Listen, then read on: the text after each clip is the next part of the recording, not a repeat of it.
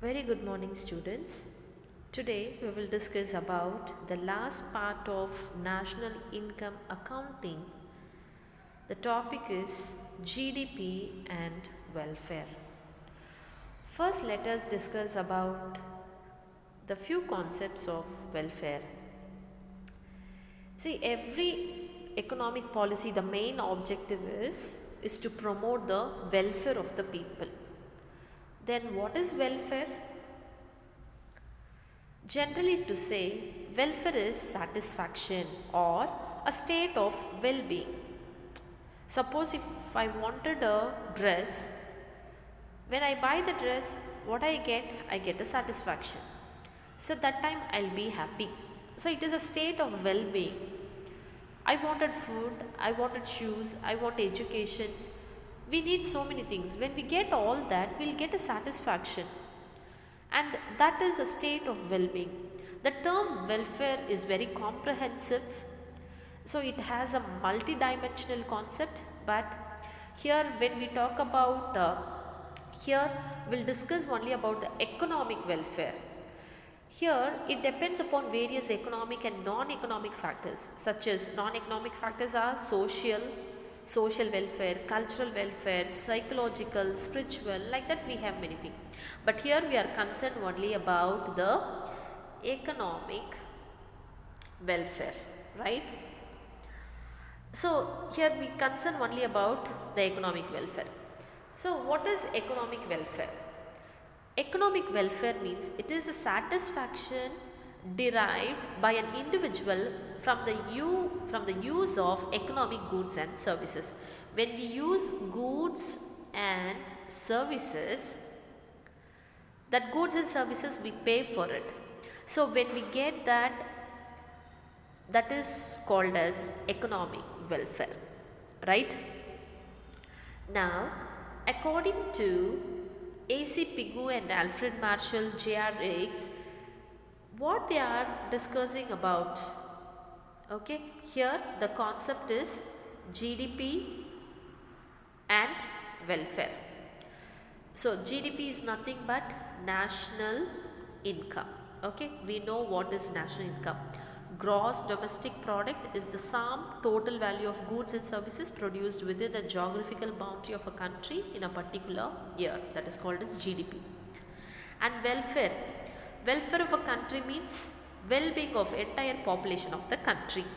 So this A.C. Pigou, Alfred Marshall and J.R. Hicks, what they are saying, the relationship between the GDP and welfare means the national income and national welfare are positively correlated. Positively correlated means when the GDP of the country increases, welfare of the country also will be increased. When the GDP of the country less, the welfare of the people also is less. That is positively correlated. An increase in national income causes an improvement in the economic welfare if it is equally distributed among the people. If GDP is measures, people get more income. Okay, when GDP is increasing, people will be getting a more income. See, this will help them to buy more goods. See, when the GDP is high, the per capita income will be high. Okay, when the per capita income will be high, the people will buy whatever the goods and services they wanted. Their purchasing power will be increasing. Okay, so therefore national income is treated as, GDP is treated as index or indicator of the welfare of the people. Countries in which national income is high, people are enjoying the greater welfare. This is what the concept. But today we are going to discuss about national income is not a reliable index of economic welfare. What Pigou, Alfred Marshall, J.R. Hicks says, when the GDP increases, welfare of the nation, the entire population will be in a welfare. That is what the concept. But others argue that this national income income is not the correct index or indicator of economic welfare.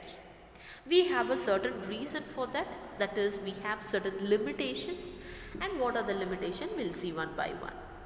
So here number 1, limitations of using GDP as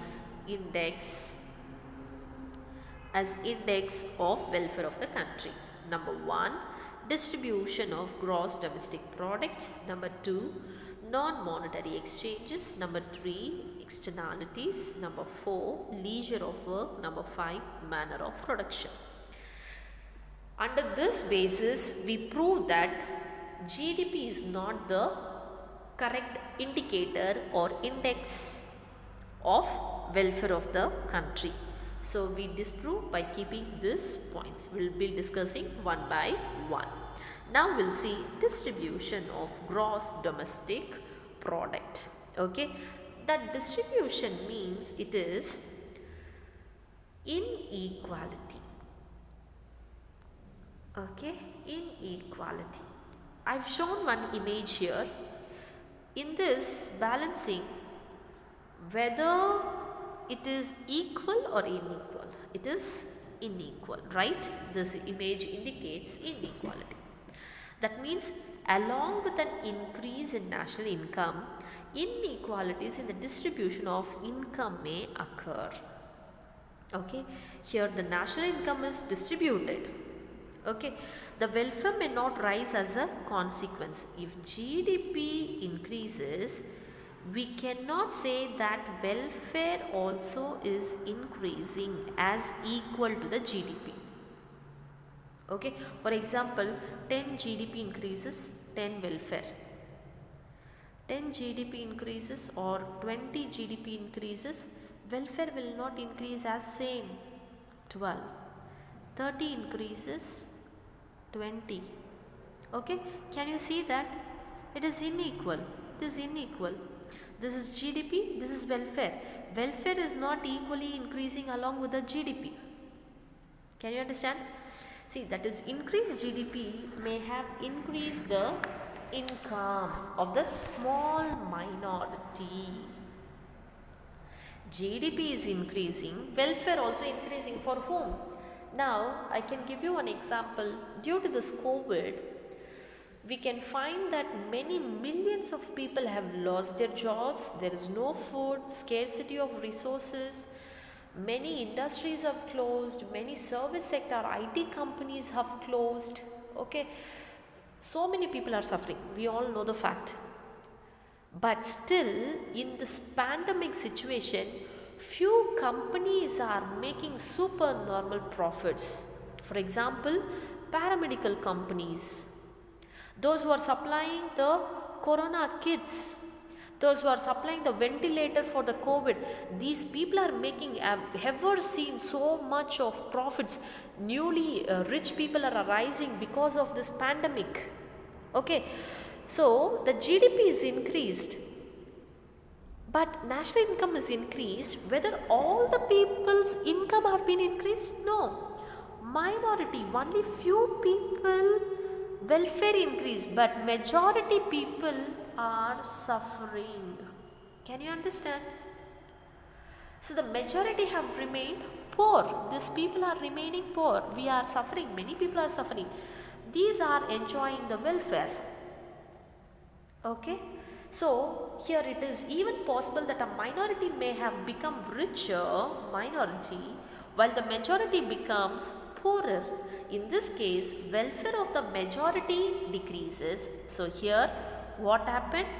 The welfare of this majority have decreased, and even though the GDP increases. Therefore, national income is not a right index of welfare. Is it clear? Next, non-monetary exchange.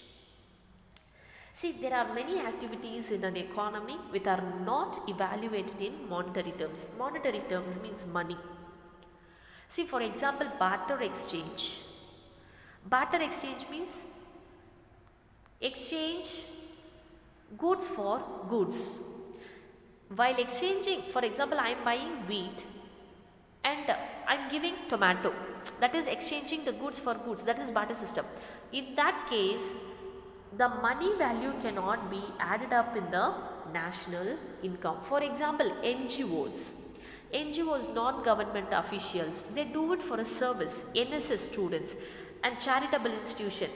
These are all works for charity, that is service oriented, without any profit. They do work without any profit. They don't get in terms of money. Okay, for example, simple example for you all to understand, housewife. Okay, work of an household. Some activities of a country are not evaluated in terms of money. For example, domestic services of housewife. When you see your mother plays major role at home. Okay, she is a mother carrying a child. She is a wife taking care of husband. Okay, entire family, as a daughter-in-law, as a sister-in-law, as a co-sister. She had like a mother, she had many roles. Okay, she goes for work as a teacher and she cleans the home, she cooks at home, and she drives, and she does all household work. Okay, household work like cooking, washing, cleaning, all that, like a maid. And she monitors the children whenever they go, whenever they come, she supervises. Okay, and she acts as a security guard also sometime. She does so many work. Whether her father is paid the salary to the mom for what is the work she has done? No, even she is doing work, but she is not counted in the national income. That work is not counted. So a large part of the total transaction in underdeveloped countries consists of non-monetized transactions only, like as I told you before, NGOs, NSS students, okay, and barter system. Under such circumstances, the national income will be underestimated in such country. Okay, that is non-monetary exchange. She is doing work, but still she is not paid. That is not calculated in the GDP. Next, externalities. See, externalities means, here I have given some definition, is a cost or a benefit conferred upon the second or a third parties as a result of acts of individuals, production and consumption. Okay, and I can give you another definition also. Externalities are unintentional. Unintentional means there is a difference between intentional and unintentional. Intentional means purposeful. Unintentional means without a purpose. Okay, purposely hurting, without the knowledge hurting. There is a difference. Okay, it is a unintentional consequences of an economic action of a person or a firm that accrues to another person or a firm, that is called as externalities. Okay, one individual or a firm, while production and the consumption, they'll get a cost or a benefit from one person to another person. Okay, so it is the unintentional consequences of economic actions of a person or a firm, that which is accruing from one to another. Okay, that is second or a third party, that is called as the externalities. These externalities, the consequences may be good or bad. Sometimes the consequences will be good, sometimes the consequences will be bad. If the consequences are good, we call that as a positive externality. Okay, he or she does not pay for the former. Conversely, if the consequences are bad, the former does not compensate the later. Okay, for example, I will tell you, here we have establishment of chemical factories. Okay, this is a chemical factory. This chemical factory creates employment opportunities. Okay, it is giving an employment opportunity to the people. We call this as a positive externality. When the people get employment opportunity, they'll get the income as well. When they get the income, they will be good, right? So they are getting the employment opportunity because of the chemical industry. When it is established, it is a positive externality. The consequences are good. At the same time, the chemical factory causes pollution. It causes the pollution caused by its harmful externality.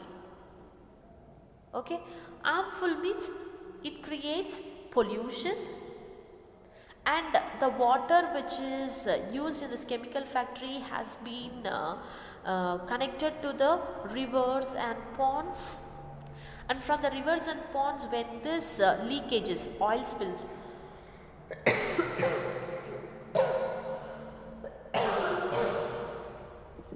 when from this spills, dyes, colors, that chemical waste, when it is connected to the rivers and the ponds, that is connected in the pools, the fish, the living organism which is living in the water ponds, in the rivers, that dies, and it affects the fisherman, right? This creates the negative externality, that is bad consequences. Whether the chemical factory has done this purposefully, it is unintentional consequences. We cannot fine for them. Okay, we cannot give bad comments to them, because it is purpose of creating employment. Because of that, also creating a bad externality, that is negative externality. Okay, this we call it as externalities, right? The next one is leisure and work. Leisure and work. See, one of the most important things that affect the welfare of the society is leisure. Okay, see, but it is not included in GDP. Actually, leisure is good. That leisure is not added up in the GDP. For example, longer working hours. Okay, see, when the people work longer working hours, people will be unhappy. Okay, see, 8 hours only according to the labor law a person should work. If the people are working 10 to 12 hours, that is long working hours, when anybody will be happy? No, they will be unhappy, because their leisure is reduced. On the contrary, shorter working hours per week may increase leisure and make people happy. Okay, so this leisure is not added up in the GDP. Okay, and here we have the last one, that is manner of production. See, in the manner of production, economic welfare also depends on the manner of production of goods and services. Who is producing the goods is most important. Okay, whether the goods produced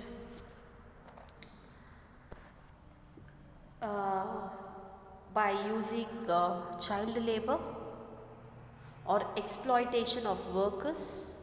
Exploitation means paying less money, taking more work. Okay, for example, I told you 8-hour works. For example, 12 hours they are working. For 12 hours they have to pay more, but they pay less. That is paying less, taking more work. That is called as exploitation of a worker. And child labor. This is child labor. Okay, if more goods are produced by polluting the environment or by using the child labor or by exploiting the workers, then economic welfare cannot increase. Whether the people are happy here? No, the people cannot be happy. Okay, and here how, considering all these points, we may conclude that GDP is not a barometer of economic welfare or the total welfare of a nation. It is only a rough indicator. In spite of all these limitations, national income occupies a significant place in the formulation of economic policy. It helps in measuring and comparing the level of economic growth in different countries. Okay, thank you for watching. If you have any doubts, you can text me.